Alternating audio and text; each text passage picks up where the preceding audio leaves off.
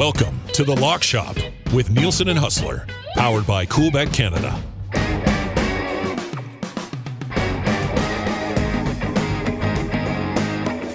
Hello, everyone, and welcome to another Friday night inside the Lock Shop with Nielson and Hustler, Dustin Nielson and Andrew Hustler Patterson. The Lock Shop is brought to you by Coolbet Canada. Stay cool, bet responsibly with Coolbet. Friend of the show, Chris Abbott, Canadian manager of Coolbet, will be by. And my goodness, who's that I see? Is that Hustler from Winnipeg Sports Talk? Dusty, indeed, a little change of address over the course of the last month or so. For everybody that's listening, that has already jumped on, thanks to the support. We launched the new channel, Winnipeg Sports Talk, yesterday. And just overwhelmed and humbled by the response, the amount of people signing up to the YouTube page, to the podcast feeds. You can find it all at winnipegsportstalk.com. But if you can, for your boy Huss, hit us up. How do they do it on the internet? Sub, like, swipe up, all that stuff. We need all that stuff. So you can go, it's Winnipeg Sports Talk on all the platforms, but all the links are at winnipegsportstalk.com. And yeah, it was awesome. So we're getting after it on Monday, beginning with the Daily Show. We'll go live on YouTube every day at 1 o'clock Central on the Winnipeg Sports Talk YouTube page. Finish that up between, 2:15, 2:30, and make sure it's in everyone's podcast feeds for the ride home when they normally listen to me at about 3 o'clock. So it's amazing. Had some great sponsors jump on board. Really exciting future after a few rough weeks. And I can tell you, Dusty, I think everything was coming up. I've had a few bad months. Let's face it. I was in hospital for 2 months with a spinal injury. I got out a day before we went into code red in a global pandemic and had no visitors for another 2 months. Came back to work just in time for the station to be shut down. So it hasn't really been going my way. Yesterday definitely was, though, and the support from everyone was great. And I was so busy with everything. I was getting to, Jets were playing the Habs at 6. So all the Eastern games were starting at 6. It's about 10-2. And I realized that I have been so busy, I have not made any bets for the games tonight. So I just went in and I said, you know what? They have been taken off the suspended list. I'm not putting it out publicly, but let's see if they can get a dub. The Jets are always the underdog on the road, it seems. And we'll talk about how disrespected they've been a little bit later. But 2 bets, Jets to win. And I don't know why or how I even thought of this bet, but a parlay of the Hurricanes on the 3-way line. So Canes in regulation parlayed with a Pierre-Luc Dubois goal plus 260, and PLD comes through for the kid, and OT wins both bets. I just said, you know what, this is yesterday was as good as I have felt at any point since the Chiefs won the Super Bowl in February of 2020. So it's been a bad year. Yesterday was a great day, and I'm hoping we can have a little bit of that shine carry over into some picks for some Saturday night. Yes, let's do it for sure. On the episode today, once again, if you're watching on the stream tonight, subscribe to the podcast. Just find the Lock Shop at all your podcasting platforms and subscribe so you don't miss an episode. We're dropping one on Tuesday. We're doing another one, obviously, on Friday nights, which is great if you're driving around Saturday morning and you haven't placed your bets yet. We're going to have your puck picks. We're going to get to the dog pound partner parlay. We'll bring Chris Abbott in on that one. As I mentioned last week, I completely ruined it last week. So I'm taking like the most sure thing this week on the parlay. I'm not messing around, buddy.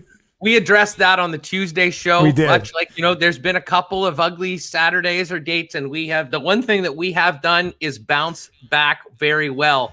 And I guess the big question is, can the Oilers be like the boys on the Lock Shop and bounce back? What a difference a week makes. Hey, Dusty? I mean, we're talking about a team that had won 11 of 13, getting ready to go to toe-to-toe heavyweight tilt with the number 1 team in the division. And, I've been checking in on your show over the course of this week. Credit to you guys for keeping the spirits and the sanity of Northern Alberta up, because it could not have gone much worse for the Oilers against the Leafs. And of course, that leads us into tomorrow night's Battle of Alberta after the Flames fired Jeff Ward last night and hired Daryl Sutter of all people. Is this really happening? I could not believe it. I could not believe it. So I'm watching that game with a little bit of Big Brother Canada sprinkled in because I'm a absolute sucker for reality TV. So, but I watched the majority of that game last night. It was like, oh, Leafs actually look not bad. Since they have their ups and downs, whatever. And then the news comes out that Walter Gretzky passes away. So I'm re-prepping my whole show for the news that, Canada's hockey dad has passed away. Wayne Gretzky's dad. It's going to be a big storyline. So I'm doing the prep. I'm like re-prepping the whole show. And then I see on Twitter, I'm like, what's this? What's this? This is Daryl's. What? So then I like click on the Flames Twitter account. I'm like, yeah, refresh. Okay. Then I tweeted out, I was like, is this real? The replies start flying in. Then I look at my email, and there's the press release from the Calgary Flames saying Jeff Ward has been let go right after he did his post-game availability following a 4-goal win over the Ottawa Senators. And not on top of that, Daryl Sutter's taken over. And then on top of that, you've got Pierre LeBrun tweeting out that Sutter's in on a 3-year deal. 2 more years after this. None of it was real to me, Huss. I saw those tweets, though. I actually found out about it from you with your "Is this real?" tweet, yeah. And then of course, kind of looking around. Holy crap, this really is happening. And then you tweeted, and I was up late last night. I was in a great mood. I went out for a couple, watched the Jets win, was doing some stuff back here, so I wasn't in any hurry to go to bed. But I saw your tweet that tomorrow morning at 6:25 your time, you were going to do the best of sad Sutter. Yeah. And I actually set my alarm for 7:25 a.m. to make sure I was listening to it. And by the way, referring to him as Daryl the Mutterer in the Tales of the North was elite comedy for Winnipeg folks that are watching the Lock Shop, that are missing their sports radio in the morning. Get on the app and check out the boys in Edmonton. You will not be sorry. You guys are killing it these days. And there's lots going on for you to talk about, too, between the Oilers and then everything that we just ran down going into tomorrow night's Battle of Alberta. No shortage, man. No shortage of things to discuss. And we'll get to our puck. Well, let's tie in the puck picks, because I do have a little bit of that on my puck picks. And, I'll just take it from here. I'm on Connor McDavid again over 1.5 points, buddy. He's been held pointless in 3 straight, and the Leafs did a phenomenal job. And we had a bunch of insiders and guys who cover the Leafs on, and I had Leafs fans texting into the show this week who said, I've been a Leafs fan for 30 years. I don't think I've seen them play as well as they just played in this series. Like, they locked it down. Connor McDavid being held off the score sheet at any time, let alone against, his home province team, with the spotlight on him, I would have, and I mean this, like, I'm not even kidding, I would have bet my house that McDavid would have got at least a point in 3 games against the Toronto Maple Leafs. Thank God I didn't, but I would have. So coming in against Calgary, Sutter won't be there yet. They might be in a little bit of transition mode. McDavid is due, I'm not saying for a big one, because a big one for McDavid's like 5 or 6, but McDavid's due for a point at even strength, a point on a power play, which you would think the Oilers actually get in a Battle of Alberta against the Calgary Flames. So, yeah, I don't even have the line on this yet. I don't care what the line is. It should be a decent number at 1.5, like over 1.5. So 1 is a lock. I like him for 2 points or more. So my puck pick will be McDavid in a bounce back. He's back with Nugent Hopkins and Puljujarvi at practice today.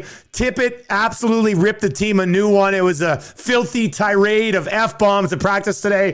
McDavid's getting at least 2 points. Well, I can't disagree. I mean, he is due for Connor McDavid to go. I mean, you said you would have bet the house that he would have had a point. I would have bet the house that the Oilers as a team would score 2 goals over 3 games. Against 3 different goalies. I mean, shutouts from Jack Campbell and Hutch. It seemed like an alternate reality.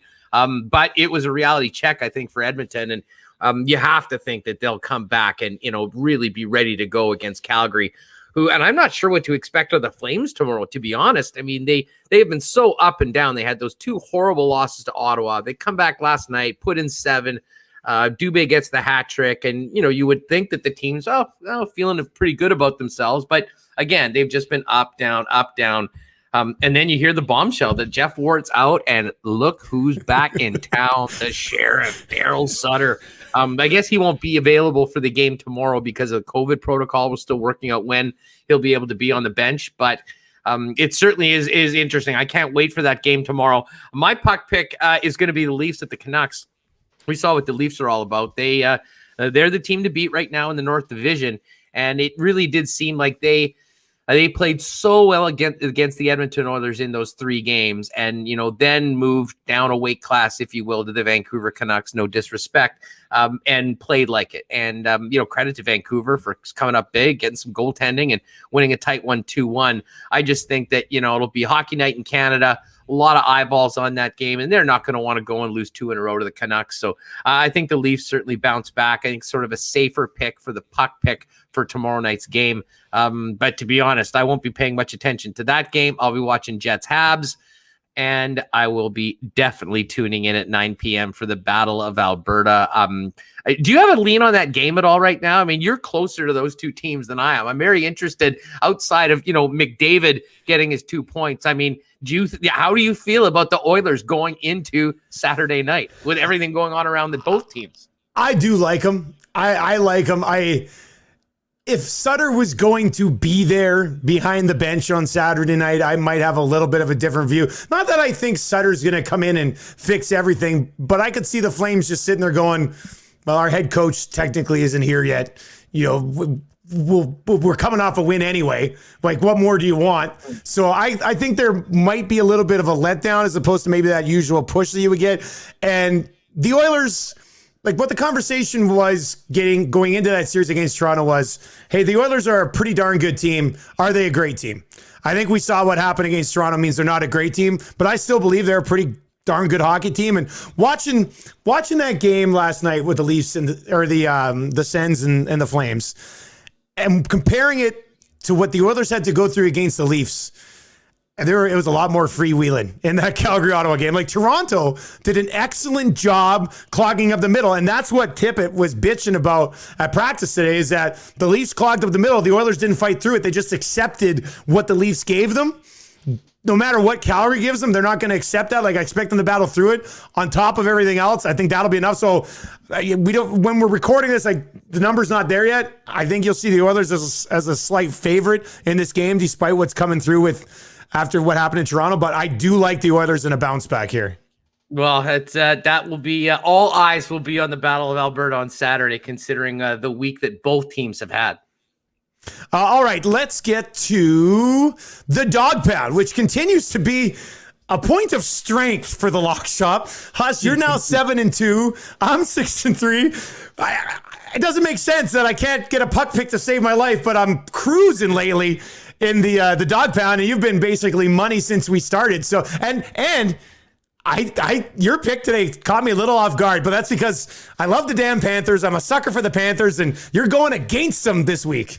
Well, you know what, I am, and to be honest, it was tough. Interesting. We'll get to your pick in a minute. I didn't go that way. Just that they've had a lot of success. It almost seems like you play a team 4 times in a row. It was tough. Not to mention, I didn't want to be the guy that jinxes the hometown team and gets the scorn from everyone. We saw how that worked last week. But you know what, I think the Preds turned it around. They had those 2 big wins against Columbus last week, and listen.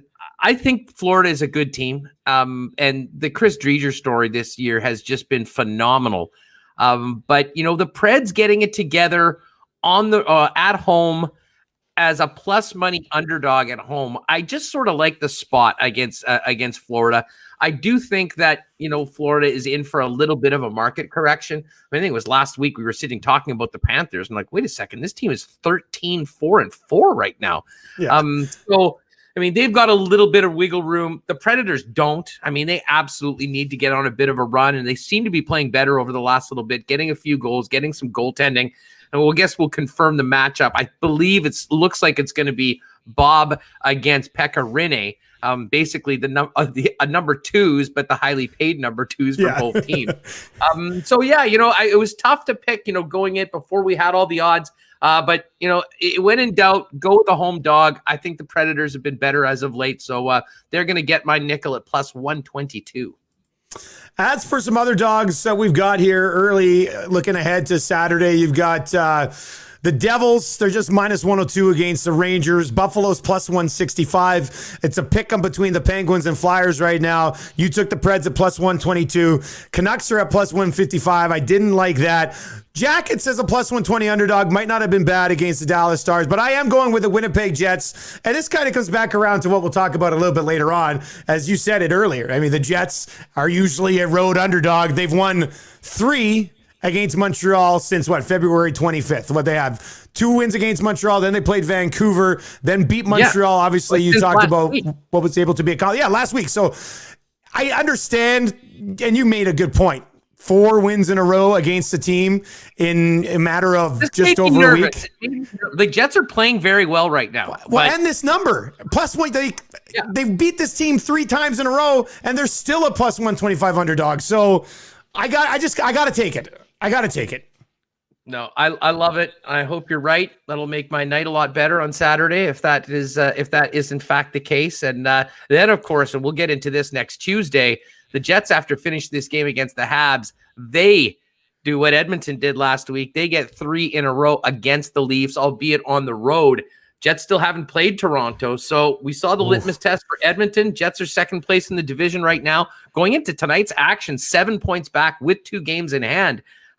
As I said, we'll talk a little bit more about cup odds in the North Division a little later on, but it's a big test for the Jets. They can't look past it. They'll need to be good tomorrow night to beat the Habs, who seem to be coming around a little bit, but the Jets have been the better team for the most part of these matchups, although the first game, Connor Hellebuyck does have one of those wins kind of on his own with a 40-save performance, allowing only 1 goal. All right, a couple of things to get to. We'll get to the partner parlay in just a second because I need to update the graphic for the stream. So let's bring in Chris Abbott. We'll get his thoughts on what's going on in Calgary, what just happened with Toronto. We'll talk a little bit about the Brier, and then we'll wrap up with our partner parlay. So let's bring in Chris Abbott from Coolbet Canada. If you are watching on the live stream, subscribe to the podcast. And if you sign up for an account at Coolbet right now, coolbet.com, enter the bonus code LOCKSHOP. You get a 100% deposit bonus on your initial deposit up to $200. Abbott, how are you, buddy? I'm good, fellas. How are we doing? It's, again, shaping up to be an absolutely massive weekend. And you guys haven't even talked about UFC since I got on the stream. One of the best UFC cards ever. So, yeah, I'm super excited. I've got my account funded. We'll see how long that stays in place. I had a few wins last night to bump up the balance. The Martin Necas goal prop hitting last night. That was massive. So, it's exciting times, man. And Hustler knows how fired up I am for 8:30 Eastern tonight as well. Well, absolutely. And, we can touch on that as well. Brier going in. If you missed yesterday or you want a kind of a little bit of a primer going into the Brier, check out Coolbet Canada's page. Chris and I got together and chopped it up for about 40 minutes talking about all the teams. I think there's real value in that middle of the road, the McEwen team. Dunstone's now at 11-1 after being in the 1-2 game last year. But, man, we've got some great matchups. And, of course, Friday night tonight, Chris, gets going with Coolbet's guy, John Epping in Ontario, against the favorite in the event. That, of course, is Brad Gushu. But, man, it's wide open. There's 8-9 elite teams in this event, and I think the entertainment's going to be incredible. And the ladies sure raised the bar at the Scotties, as we all saw last week. They did. It was awesome. The Epping Gushu game is the match of the day on Coolbet. Whatever side you pick, you get an extra 5% on your winnings on the money line. So head over and check that out if you're going to do some curling betting tonight. But Dusty also mentioned the goings on in Calgary. Honestly, man, I think this is probably overdue. Like early in the year, you guys will remember I was on both of your shows and talking about how footloose and fancy free the Calgary Flames were playing in the neutral zone. Their defensemen were pushing up. It wasn't a skill thing. It was a tactical issue that this team had, which was defending from the opposition blue line or maybe even the opposition top of the circles, and they were getting just lit up on odd man rushes. And I don't care if you've got Jacob Markstrom, David Riddick, a combination of both, Chronicles of Riddick, Triple X, Vin Diesel. I don't care who you got in the net. If they're facing odd man rushes the entire time, they're going to get scored on. And if the coverages are blown over and over again, you're going to get scored on. So I thought this was probably coming There's a lot of guys that aren't playing up to their potential. This whole Sam Bennett saga makes no sense to me when, the Flames are out there saying, we need a guy, we need depth guys, we need right shot guys. It's like, you got Sam Bennett up in the press box tonight. So I don't know, right? So I'm not in Calgary, but I know that every time I've seen Sam Bennett play, he's been pretty good, not a healthy scratch. So I probably thought this was coming. I mean, everyone loves Daryl Sutter. I don't think there's a question for that. But man, the NHL certainly does love heading back to the thrift shop to pick up the previously used goods. If you're a young coach or a guy who's been grinding it out in the AHL or whatever, it's got to be so frustrating to get just overpassed again. Yeah, well, no one was happier than our pal Dustin Nielson here because the arrival or return of Daryl Sutter basically just took a good half an hour of content a day for the foreseeable future for all the bits and gags you do with the new returning head coach of the Flames. You know what's crazy about this? And you're right, it's going to be amazing. I mean, as far as landing spots go for Sutter, we would have beat that bit to death no matter where he got a job. Hell, if I could have got audio from him on the farm, I'd be playing the sad Sutter bit. But now we get that, and then I'm praying that Bruce Boudreau gets hired by the Canucks at some point, and then I've got sad Sutter and filthy Bruce, and the show can continue to go on, and it would be absolutely incredible. But so Sutter said one of the things that wanted to bring him back is unfinished business from 2004. You guys. That's 17 years ago. You're right, Chris. He's Alberta born and bred, and obviously somebody there is telling Treelering, this is your guy. But the only thing I think of is that Calgary's decided that this is our group. Sutter can get it done, or Sutter can tell us this isn't the group, this isn't the guys that we need to build around, and you move the organization forward by moving on from Johnny Gaudreau and starting to rebuild your blue line a little bit differently. Do you guys think, either one of you, do you think that's what Calgary needs right now? Do they have to figure out exactly what they have in this group? Yeah, I mean, I'll go first. I think that's a good point. I certainly thought they had a pretty decent roster constructed. And David Riddick's played the last 6 or 7 games, so it's really hard to hang. If you don't have your number one goalie in there, it's really hard to hang it all on the head coach. I don't know, man. I thought they didn't play great when Markstrom was in there, and he covered up a lot of things. And maybe if you look at the games for what they were, maybe this has been every single game this year. I don't know, but I almost forget your question. But 18-year grudge. Yeah. Oh, okay. Is this what they need? I think if this is what you need, this probably isn't the way to go about it. I think you go about it in a front office or advisory role way. I don't know how a guy who was successful 20 years ago is going to relate to what is clearly already a group of players that doesn't respond all that well to adversity, or so it seems.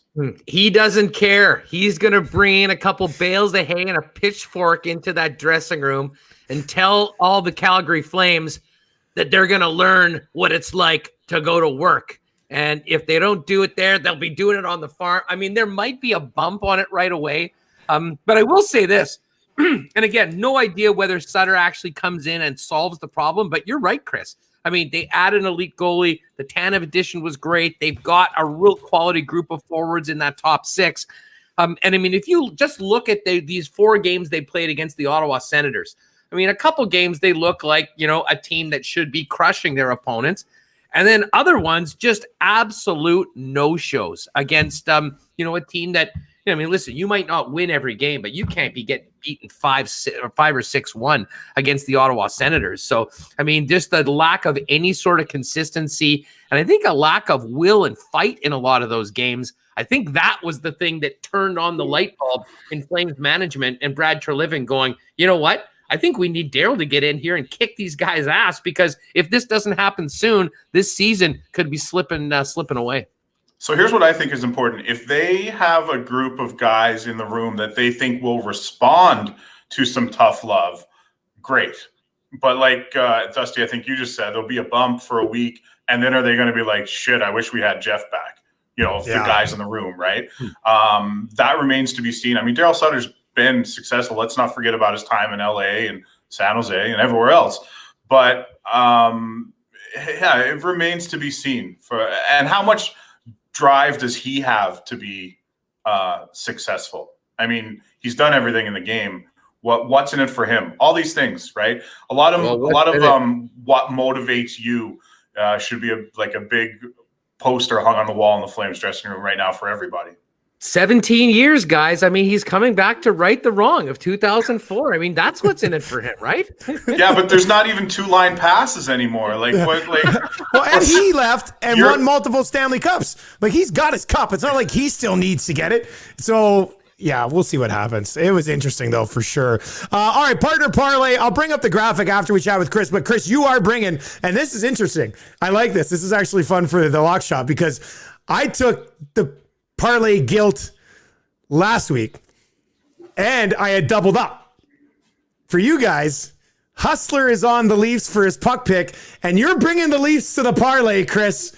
Tell me why you like the Leafs at -182 against the Canucks. Again, on a parlay piece, I don't love it for a money line. The price is a little bit high for me.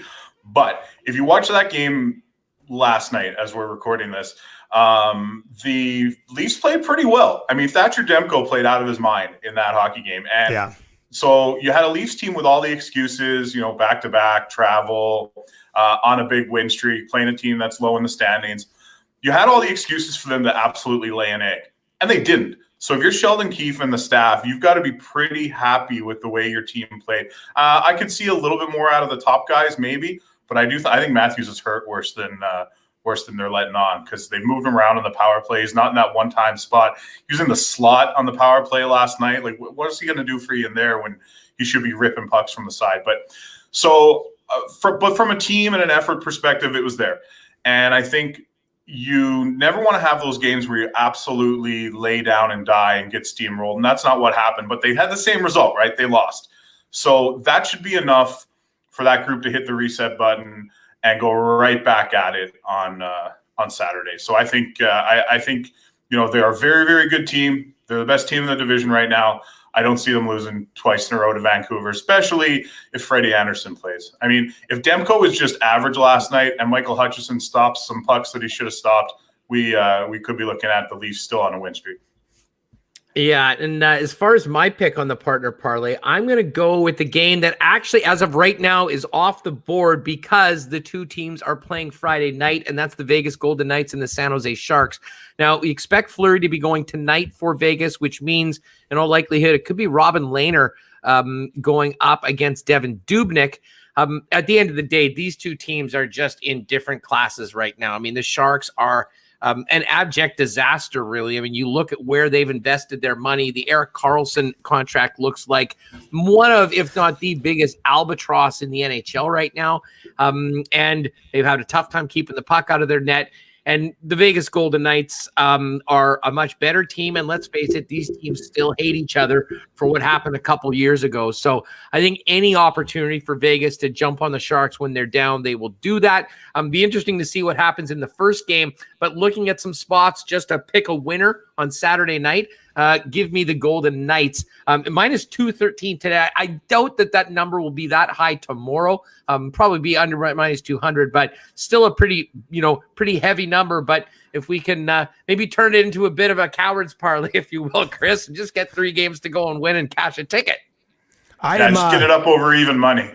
I am in on that cowards parlay, boys. I am going against the Buffalo Sabres. I'm going with the Islanders at minus 200. They just beat the Sabres 5-2.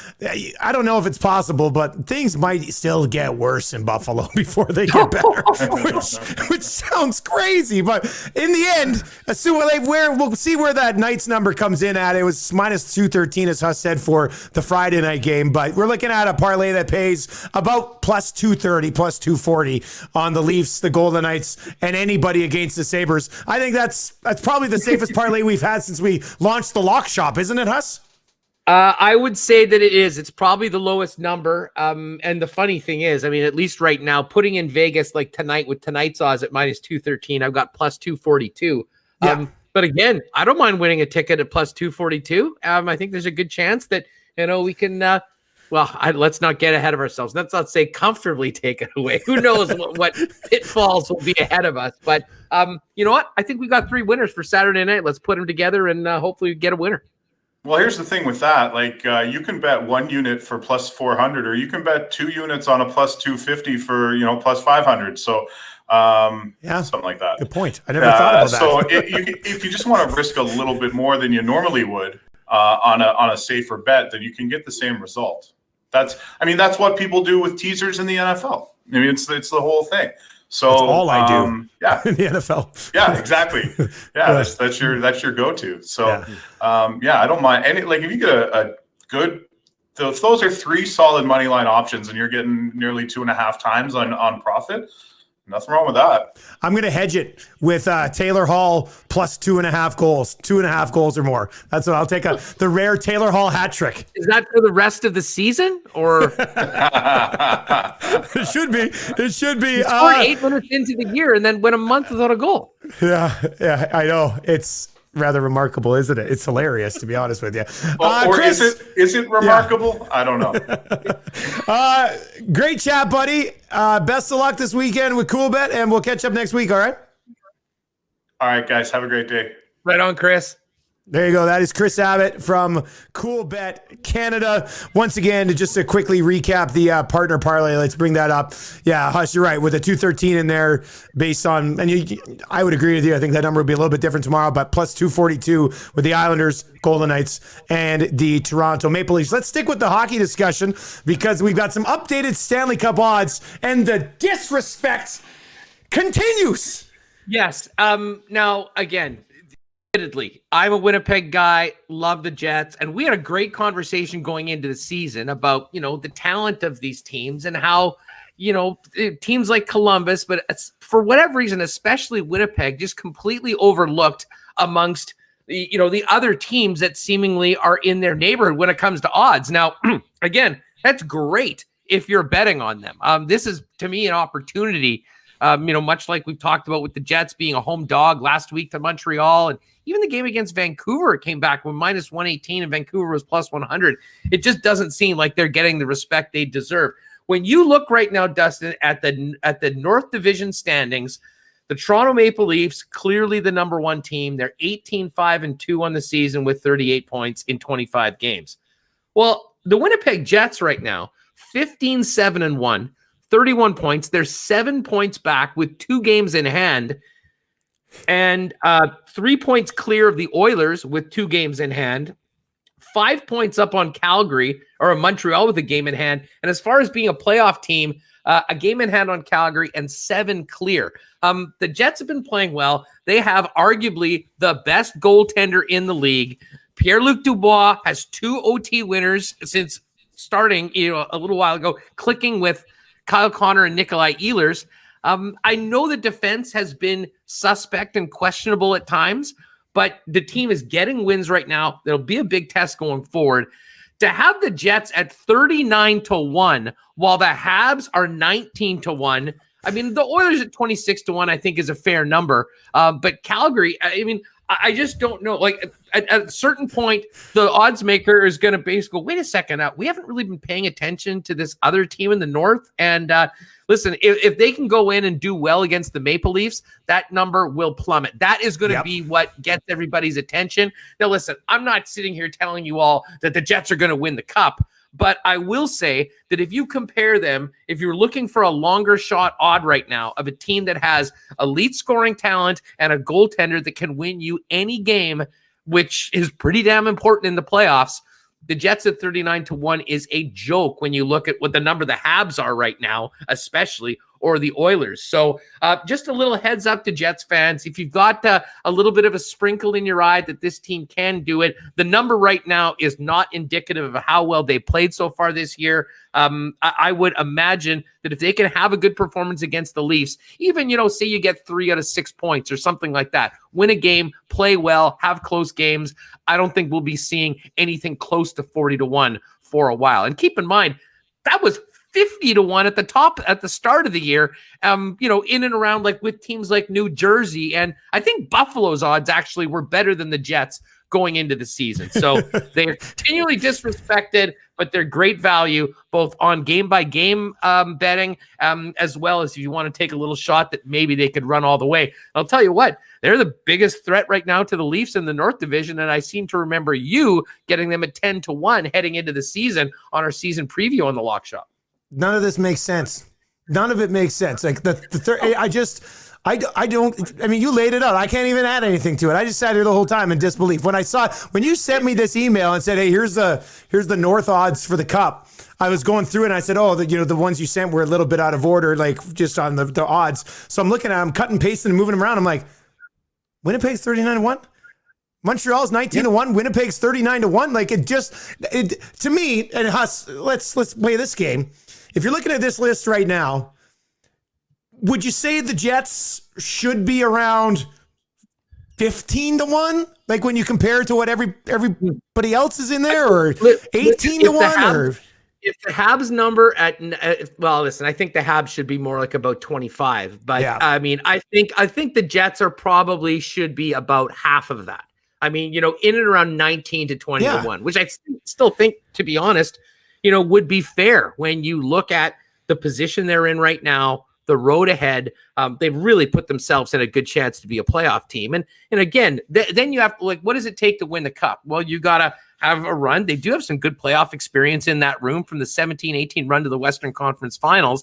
And again, for me, it comes back to the guy in the net. I mean, the Jets can score. A lot of other teams can as well. But man, Connor Hellebuck, when he's on his game, and he usually is, he's pretty darn hard to beat. And that's helped the Jets win a lot of games. And that counts in the playoffs. If you want to go on a big run, have a great goaltender. It'll help you out a lot. That's why I think the value is there big time for the Jets. And it's a bit of a head scratcher for a couple other teams that are far below them in the standings, like the Habs, half the odds. And, they've just lost 3 straight to Winnipeg, and it could be 4 on Saturday. If you want to bet the Jets, you're never going to get at a better number. Do it right now. That would be what we would look at there. Okay, 2 more things I want to get to. Let's start with the Tim Hortons Briar, which gets rolling right away. You got a couple Saturday morning picks for us. Huss, what do you got? I do. I know most of the people are going to be probably maybe checking out the Lock Shop while watching the opening round of the Briar tonight. So stay away from the Friday action and look ahead to the morning draw. I imagine probably later on today or early tomorrow we'll get the odds for the afternoon and evening draws. 2 games stand out to me. I mean, I think the game that everyone's going to want to watch is Brendan Bottcher from Alberta, 3 straight silver medals. By the way, they asked Coolbet to post a number for them, an odds on will the Bottcher team win a 4th straight silver medal.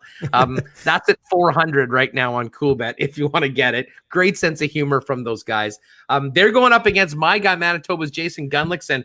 Gunner's plus 200, Botcher's minus 278. I'm considering maybe a sprinkle on Manitoba at plus 1.5 on the rock line at plus 130. But I really do think that the Bottcher team has shown that they are able to beat anybody. They've run the table in the last couple tournaments, just falling short in the final. So I really expect them to come out, have a great start. It's going to be a tough draw for Manitoba in game number 1. So I like Bottcher on the money, just on the money line at minus 278. And, we'll hit the rock line for Mike McEwen. Mike McEwen is at 7-1 going into the tournament to win. Opened up at about 550, and he and Matt Dunstone from Saskatchewan and Gunlickson saw, I think, a lot of money going on Kevin Cooey and some of the bigger names. Those numbers dropped a little bit. So McEwen is going up against New Brunswick in his first matchup. I'm going to go to the rock line on this one, minus 2.5. So to win by 3, just about even money at minus 102. And listen, I think, McEwen, one of the top teams in the world, many of the maritime teams in the Grattan rink, they'll be there. They'll have some moments, and it's not like they couldn't lose by 2 or, have a really close game. I just think that the McEwen team is coming in with a bit of unfinished business, a little more under the radar, if it's possible, as a 7-1 odds to win the whole thing than some of the other top teams. And I think they make a statement early in this event with a big win and draw number 1. So I'm going to take that just about even money. McEwen -2.5 over New Brunswick on the money line for tomorrow morning. And you can parlay those together as well. And of course, we will have more Briar picks from Huss as we work away through the Lock Shop next week with episodes Tuesday and Friday. Where I want to wrap up, Huss, and with a lot of hockey talk today, obviously, and a little bit of Briar talk. And we're recording this on Friday afternoon to air Friday night. As of right now, 5 of our 6 picks at the Arnold Palmer Invitational are in the top 16. You've got Canadian Corey Connors at 1. We didn't have him. He was leading when we recorded this at 9 under. Rory is at 8 under. Could probably catch Connors by the end of his round. Hovland, 4 under today. He's at 7 under. Sunjay M, 2 under today. He's at 5 under. I had Matthew Fitzpatrick at 25-1. He's tied for 8th at 4 under. And Tommy Fleetwood is 3 under as well. So, we got quite a few darts to throw here heading into the weekend, Us. I like where we're at right now. Well, we went with the internationals, and it was funny. I wasn't really thinking about the history of this event and the winners, but the Euros have had a ton of success at the Arnold Palmer the last few years. Terrell Hatton was the other guy I had on my card. He's the defending champ. He could not putt to save his life in round number 1. Struck the ball well, hit greens, did all the things that you want to do, just couldn't putt, and ended up going 5 over. So probably got on Hatton for the wrong week, but fingers crossed, little Sunday afternoon sweat is coming up for one of us with a bunch of guys in the mix heading into the weekend. That'd be a nice cherry on the top of a good Saturday in the National Hockey League. Oh, would that be nice for the Lock Shop? All right, that's going to do it for another episode of the Lock Shop. If you've been watching, obviously we appreciate the support here on the live stream. Subscribe to the podcast as well so you do not miss an episode. And speaking of podcasts, Huss, once again, you guys get fired up with Winnipeg Sports Talk on Monday? Yeah, Monday afternoon, 1 o'clock Central, will be live on the YouTube channel and then in your podcast feed by 3 o'clock. So if you can, go to winnipegsportstalk.com if you want to get all the links. But if you just go into YouTube, pop in Winnipeg Sports Talk, it'll be there. And whether you're going to Apple Podcasts or Spotify, pop in Winnipeg Sports Talk and the Lock Shop and make sure you're subscribed to both. Excellent, buddy. Have a good weekend, man. We'll catch up on Tuesday. Right back at you. Enjoy the Battle of Alberta. Should be a good one Saturday night, Dustin. McDavid over 1.5. Lock it up. Talk to you next week.